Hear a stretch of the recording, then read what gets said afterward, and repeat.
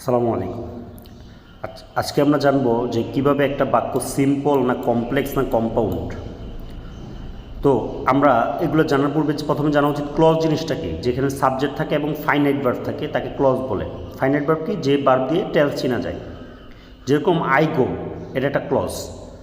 আর phrase কি?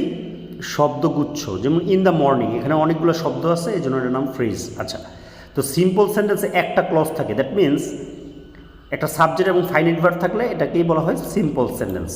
আর অতিরিক্ত যেটা থাকে ওটা হলো ফ্রেজ। ঠিক ওরকমভাবে ক্লজ কমপ্লেক্স বাক্যে একের অধিক ক্লজ থাকে। আর একের অধিক ক্লজ থাকলে মাঝখানেটা কী লাগবে? Clause marker. কম্পাউন্ডেও তো একের অধিক ক্লজ, তবে মাঝখানে যেটা থাকবে এটা ক্লজ মার্কার।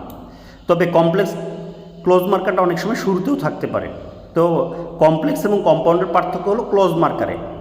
তো কমপ্লেক্স ক্লোজ মার্কার যদি জানতে চাই তো কম্পাউন্ডগুলো জানলেই হবে। যেমন অ্যান্ড অর বাট সো, এই অ্যান্ড অর বাট সো ছাড়া বাকি যা আছে, that, so that, since, as, when, দো, অল দো, ইফ, আনলেস, বিকজ, এগুলো সবই কমপ্লেক্স ক্লোজ মার্কার।